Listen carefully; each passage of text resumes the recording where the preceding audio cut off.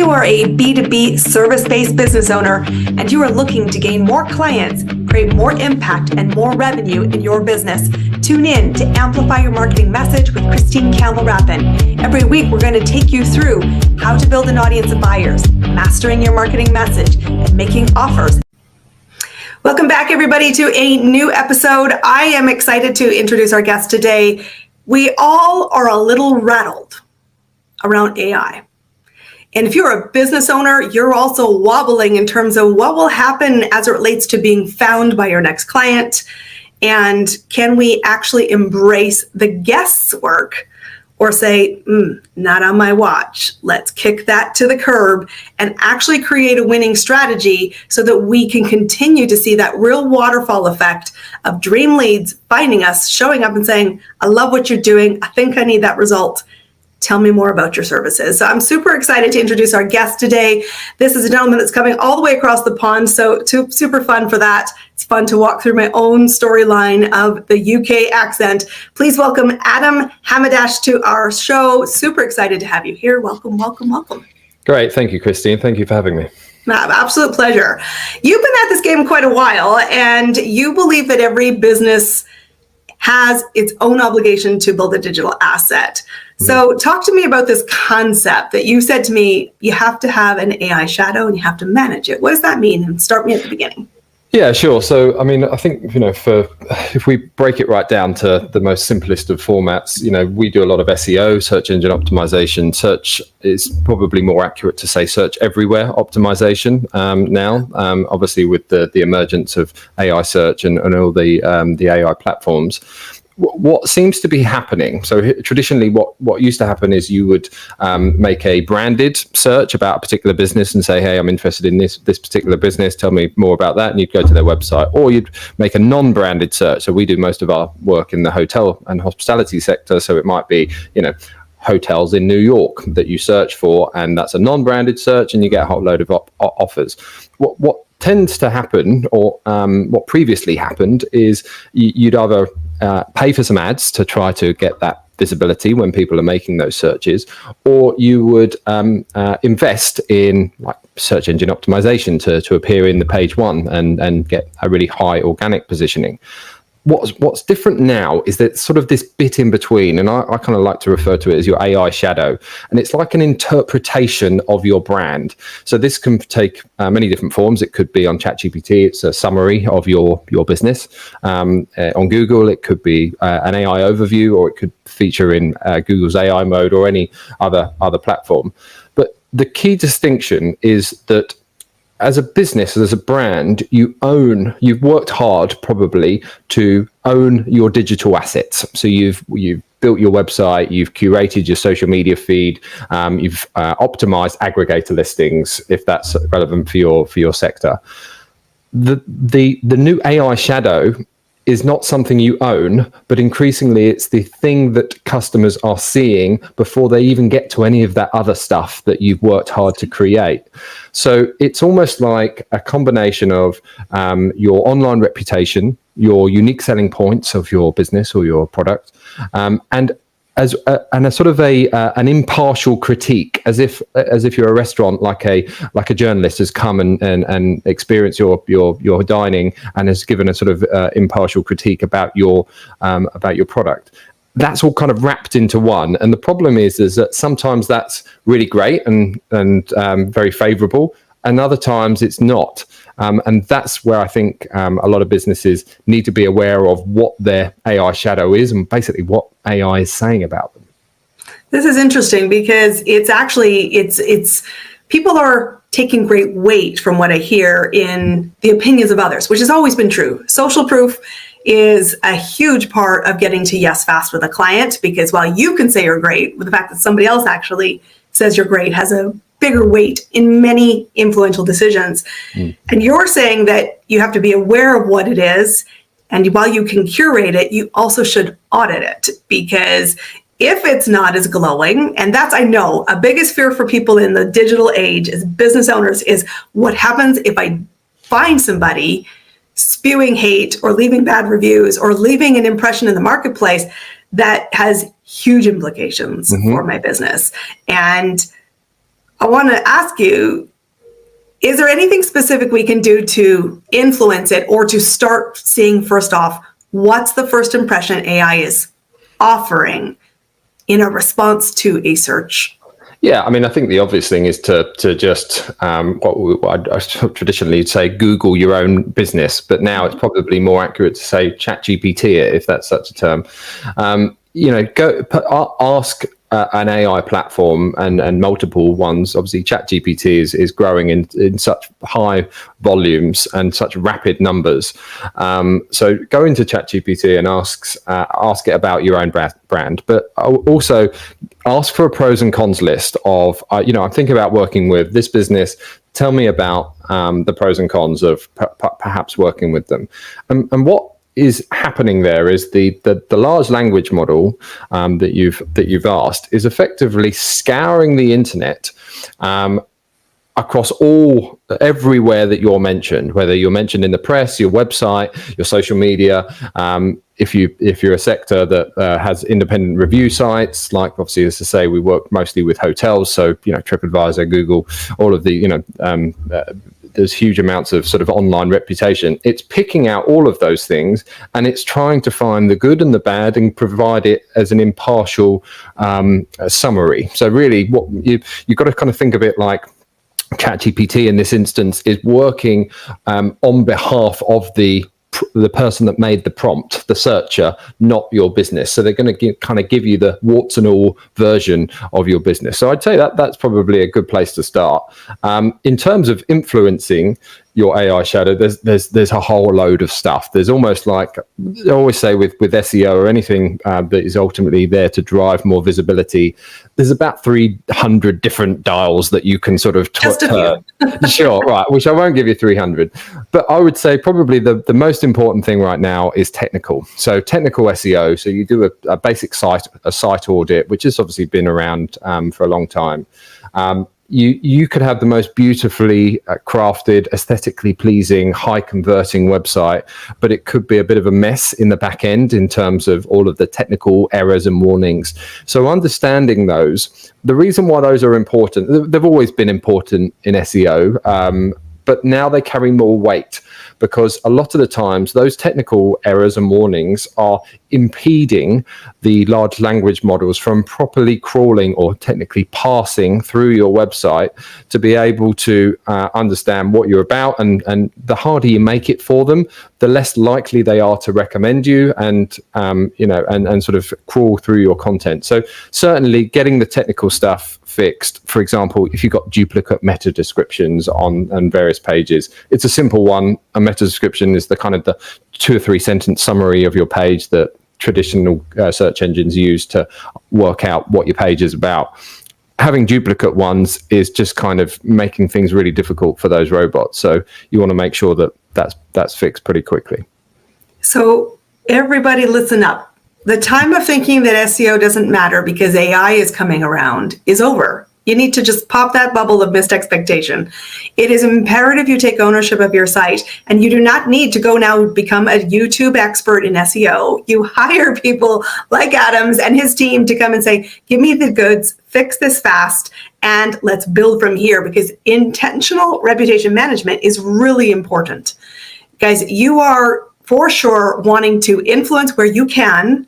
And the best way you can influence, do what you say you're going to do. I mean, this is just a given. I think you should have a high standard of service and you should represent yourself on the level, because truthfully, people have really good BS meters these days.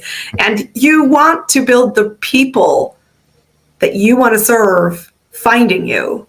And now it's also step into a bigger way because AI is having a bigger influence. And do you think that because AI has become so important in the last few years and it's just gaining momentum, and certainly in the entrepreneurs, I think we're early adopters more than the general population. And so if you're serving B2B, guys, really important that you step into this. Do you think that if you'd had SEO done 3 years ago, that it's good enough given the AI changes? Or do you think that there is significant ways to revisit or need to revisit now? I would say that if you made an investment 3 years ago and you sort of had it for a period of time and you got to a level of visibility that you were happy with in terms of that return, that's good. That's a solid foundation. But there are so many fundamentals that have changed in the discipline of search engine optimization, or search everywhere optimization, as I say, is probably more accurate, that you need to look at it again. We've had from Google enormous sort of seismic, forgive the hyperbole, but it's almost like enormous algorithm updates that just change the whole search landscape. It means that business websites that have been traditionally ranking really, really highly have just dropped down to the to the bottom. For example, one of the last big update we had in 2025, which was around August time, that was a big shift. We saw huge volatility. The one before that was March 2024. And to give you an example, the New York Times lost 8% visibility overnight. BBC News here in the UK lost 37% visibility just from that update. And there was a correction and it worked it out.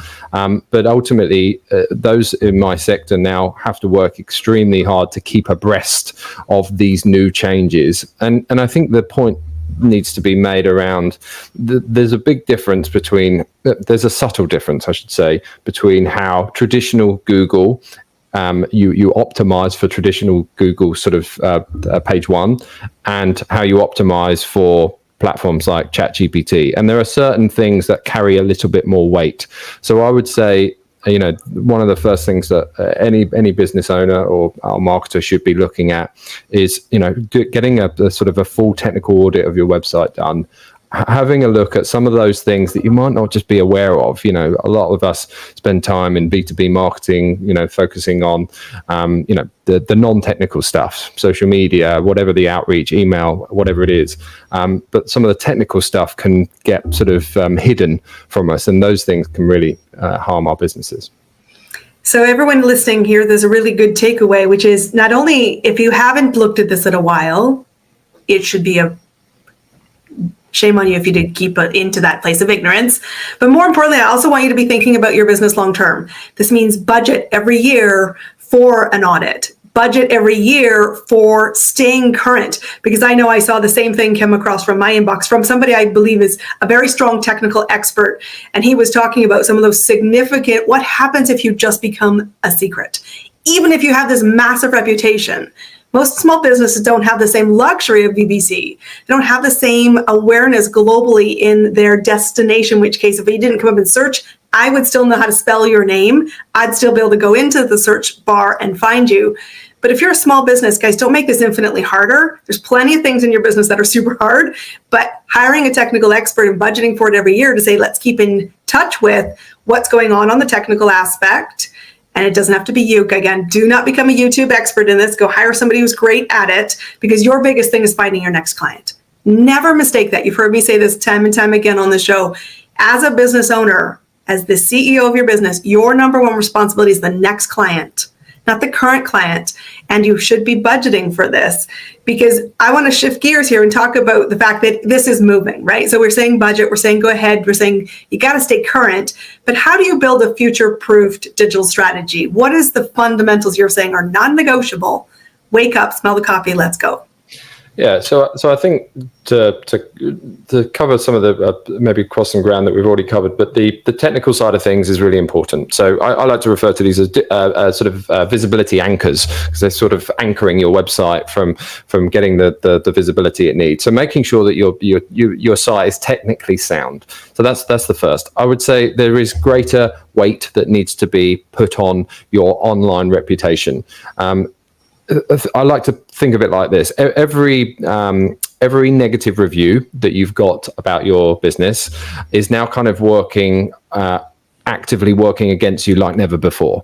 For consumer-faced businesses like often the ones that we work in the hotel sector, obviously, every hotel's got hundreds or thousands of reviews, and a 4.5 stars out of 5 is still pretty good, but there's a whole load of negative stuff in there. So it's trying to find those sentiments. So for more B2B business owners, I would say, pushing more more positive reviews to platforms like Google is really, really important. It's always been important, but there's just that extra onus on, it's carrying that extra weight.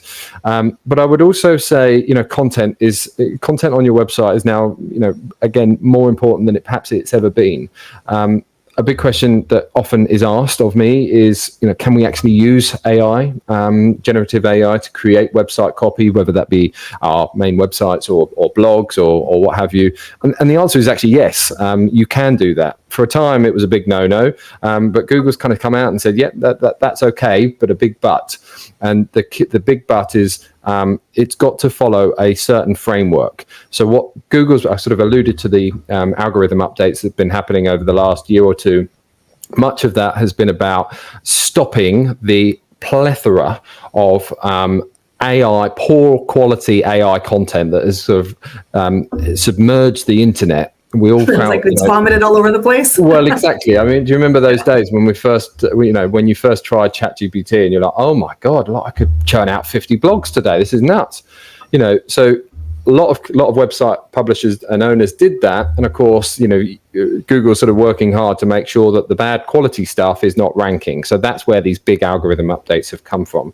So you can use AI generative AI to write these blog pieces, but it has to follow the EEAT framework, which in plain English is experience, expertise, authoritativeness, and trustworthiness. So to give you give your listeners a practical example of this, make sure your blogs, if you're doing blogs on the website, they are written and they appear from a real person, not just a faceless brand. Use stories, not just sort of generic stuff that you're talking about, to say, well, actually, my experience in this particular topic is this, and bring in those anecdotes. That's what it's really looking for. So I would say finally, the last thing is just making sure that, what used to happen with SEO is you'd pick your keywords and you say, I want to rank for that, so I'll write a content piece. Now that doesn't really cut it. It's more about topical authority. So you've kind of got to take a topic, think about every conceivable way that you could write about that topic, and then make sure you're creating content that follows that EEAT framework, and then interlinking. So it gets a bit intense. There's a lot to consider, and business owners have, it's the new thing that you've got to find some budget for. But I would say, given where we are at the moment, it's expected that AI search will surpass traditional search by 2028. So we need to be working now to make sure that we're staying visible when this big shift comes. Personally, this makes my anticipated butterflies lift, because I've said this to the rooftops, and it's not been a popular opinion the last 5 years. It's shifting now. But I've said since the beginning, you've got to remember you get hired for your opinion. And the world had been in a place where opinions weren't really comfortable. We middled to the middle of mediocrity. And I said, remember, when you're especially a small business, I said, yes, you do a thing, but how you do it, the lens in which you carry, is what will make the person who is your person say yes. Mm-hmm. And so what I hear from this is, if you're going to just be average or ordinary and talk about a general thing, that doesn't serve the audience that's seeking. It doesn't serve for sure the buyer. And if I can lean into, this is my opinion on something, this is my expertise on something, this is a personal experience I've had, you will have a lot of airtime. And you will win this world, yes, in a combo of personal and AI. And to me, that's super exciting, because I say it to all my clients, never forget, you have to have an opinion on something, because you are pulling through the 8 million people or 8 billion people on the planet to the people that say, if we have common values, I want to learn more about your service. But if you never tell me what your values are, because you never share your opinion or your face, there's a trust deficit, and trust is the hardest piece in AI, which is why I'm sort of applauding the learned language models by saying we've got to find a way to bring the human into this. And it's not doing a fabulous job, but it's getting better. And I think it's interesting you say 2028 is just around the corner. I mean, it's not going to sort of, it's going to be a gradual scale between now and then, and those are the best predictions. But I think, 2026, I think, is going to be the biggest shift. I mean, probably everybody has said that in the year prior to the following. But I think, the way in which ChatGPT is opening up to apps for the first time in its history, which should be sort of coming mostly to a global audience in early 2026. That means, you can book hotels, you can design stuff in Canva, you can do all manner of things right within the platform. So yeah, it's going to be a big change, and every business needs to be ready. I sat last January in a room with somebody who was talking about the already present capabilities of agentic AI. And it was mind-blowing. And I was like, it's also terrifying, but I'm like, I can't wait till the time where I as a human can talk as a human and say, I need the following done, and then watch it wizard do it. And I was in a room just last month where we started to see it. And it's not that it hadn't existed, that it hasn't commercialized, been broadcast as available. And that's going to speed. And that's going to be where 2026 comes into play. And so, this is super exciting, but I love that it will take the guesswork out of it. And guys, you're going to take the guesswork out of it by saying it's a priority, I'll budget for it, and I'll hire for it. So as I lead to that, I always want to ask every guest that comes onto our platform, what's working for you right now to bring clients into your business and to see that gain of momentum from some of the cool things that you have expertise on? Yeah, sure. I mean, I think it's probably twofold for me in my agency. The first is visibility. So we've obviously we practice what we preach. We treat ourselves as our own client on our specialism. So we're actively working to improve our visibility across traditional and AI search. Is certainly that one. But also, I think for me is speaking this year, I've traveled to I think 4 or 5 different countries to do keynote presentations. We've done more LinkedIn Live than I care to remember. Just sharing our thought leadership around, okay, we see what's happening in the marketplace. This is where I think businesses need to be aware of, and banging that drum. And every once in a while, someone will come put their hand up and say, "That was really interesting. Can we talk?" So for sure, those two things are really working for us at the moment. I love it. Well, and speaking is something that AI can't duplicate, because it is a real human delivery, and it is, I think, for sure, the fastest path to cash. So I applaud you on both. So talk to us about, you've got an opportunity of something that's launching in the new year, and people want to know about it and get on the wait list and be involved. Tell us all about it. Yeah, great. Yes. So we've developed aligned with our conversation, we've developed a platform called Score Plan. I think I'm very mindful. I could talk for days on this, as you probably gathered, but the idea that AI search is coming, everybody's got their own ideas. Is Google going to die? Is SEO going to die? There's so much noise around what brands have to actually do. So we thought we set about trying to simplify that message. So the platform will ultimately give you one simple score and one simple plan on what to action. So it's going to find that score from about 30 different data points that are all aligned with how these large language models and traditional search are showing you on the internet. So give you one simple score and then a sort of a prioritized action plan. So we're launching the platform in 2026. We've got a waitlist live right now at scoreplan.ai, and we're going to be offering it for free to a handful of first customers to try the platform, show us what you think, and we put whole loads of value in the free version too. So go to scoreplan.ai to join the waitlist, and we'll keep you abreast of those changes.